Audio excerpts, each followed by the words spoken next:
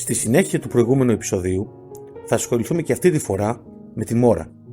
Ιατρικά, η μόρα ή σκιερός εξηγείται ως υπνική παράλυση, δηλαδή όταν σώμα και εγκέφαλος δεν συντονίζονται, με αποτέλεσμα την αδυναμία κίνησης και ομιλίας σε κατάσταση συνείδησης.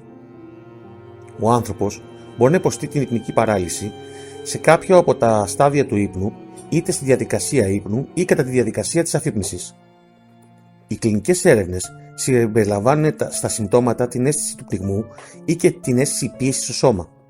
Σύμφωνα με τις ίδιες έρευνες, το 40% του πληθυσμού μπορεί να βιώσει ένα τουλάχιστον περιστατικό κατά τη διάρκεια της ζωής του.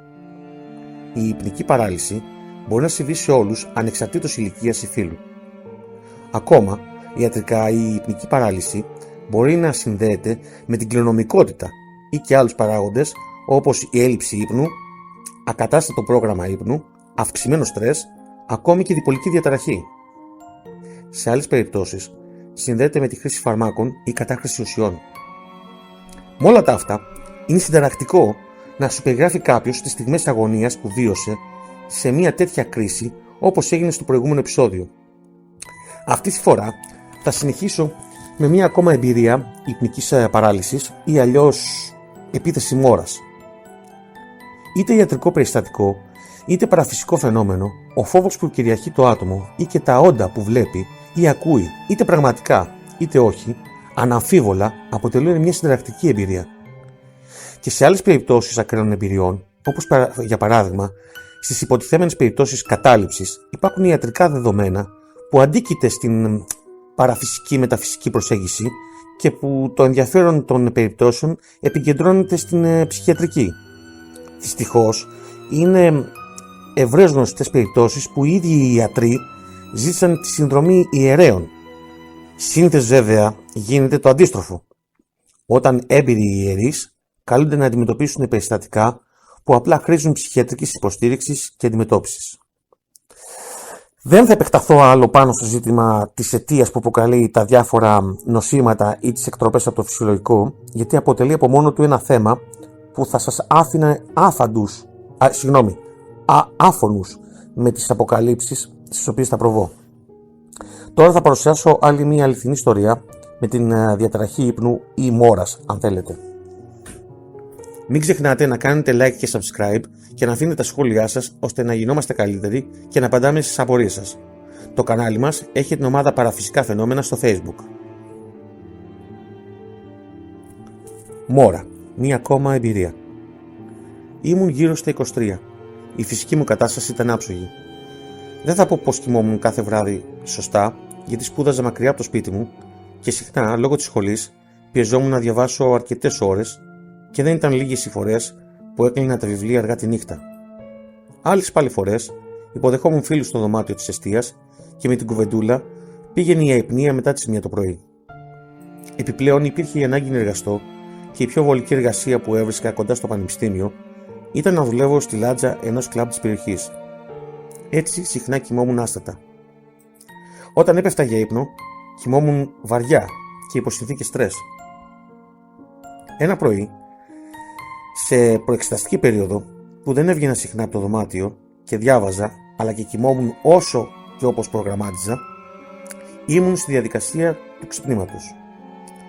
Ξαφνικά, πριν καν ανοίξουν τα μάτια μου, ένιωσα τα χέρια κάποιου να τυλίγονται γύρω από το λαιμό μου δυνατά και σταθερά. Ένιωθα να πνίγομαι. Θέλησα τότε να ανοίξω τα μάτια μου, αλλά μου ήταν αδύνατον. Ένιωθα τους βολβούς των ματιών μου να περιστρέφονται στο εσωτερικό του βλέφαρου. Όμως δεν μπορούσα να σηκώσω τα βλέφαρα. Συνέχισα να πνίγομαι. Ένιωθα το οξυγόνο να μου τελειώνει. Έκανα τεράστια προσπάθεια να κινήσω τα χέρια μου. Πάλι τίποτα. Έμεινα ακίνητος. Ούτε λόγος για να σηκώσω το κορμί μου. Έβαλα όλες μου τις δυνάμεις για να φωνάξω. Αλλά ούτε αυτό ήταν δυνατό. Ένιωθα μάλιστα τη σύσπαση των φωνητικών μου χορδών, αλλά ούτε το στόμα μου άνοιγε, ούτε αέρα έσπρωχνε το στήθος μου προς το στόμα. Ήμουν εκεί, παράλυτος, να πνίγομαι. Στη μέση του δωματίου. Δίπλα ακριβώς υπήρχαν φίλοι στα διπλανά δωμάτια, που αν φώναζα, θα ανοίγανε την πόρτα και θα με βοηθούσαν. Όμως ήμουν αβοήθητος, να πνίγομαι βία από κάτι που έμοιαζε με αόρατα χέρια που έσφυγαν σταθερά το λαιμό μου. Άρχισα να προσεύχομαι. Ζήταγα από όσους Αγίους μπορούσα να σκεφτώ, να συνδράμουν, να σπεύσουν και να με σώσουν. Τέτοια απελπισία ένιωθα. Μόνο θαύμα θα με έσωζε. Θυμάμαι να σκέφτομαι έτσι.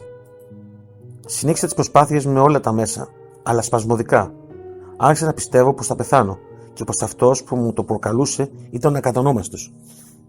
Δεν ξέρω πώς το διέρχεσε η δοκιμασία, αλλά όταν άρχισα να παρετούμε, το σφίξιμο σταδιακά χαλάρωσε. Μέσα σε μερικά δευτερόλεπτα ένιωσα το λαιμό μου να ελευθερώνεται. Παρ' όλα αυτά, δεν ανέκτησα τις δυνάμεις μου άμεσα. Θυμάμαι ότι άρχισα να κινούμαι λίγο μετά.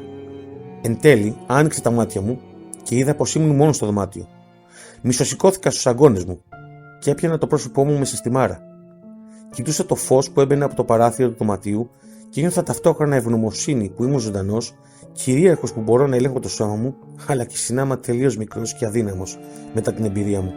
Προσπάθησα να εξηγήσω τόσο με τη λογική όσο και με τη μεταφυσική του συμβάν, αλλά και στις δύο περιπτώσεις υπήρχε παινία επιχειρημάτων ώστε να εξάγω ένα ασφαλές συμπέρασμα. Έψαξα στον καθρέφτη για σημάδι στο λαιμό μου, αλλά δεν βρήκα κάτι. Προσευχήθηκα αναζητώντας τον λόγο που πέρασε τη δοκιμασία και ακόμα την έλλειψη βοήθειας που ένιωσα. Αυτή η αίσθηση του αβοήθητου μου έμεινε ανεξιτήλ για καιρό. Όχι πολλά χρόνια αργότερα, στο σπίτι μου πια, μου ξανασυνέβη κάτι παρόμοιο, αλλά κράτησε πολύ λίγο και η δύναμη που κράταγε το σώμα μου ακίνητο και το λαιμό μου πνιγμένο ήταν πολύ μικρότερη και σύντομη. Το ξεπέρασα προσευχόμενος.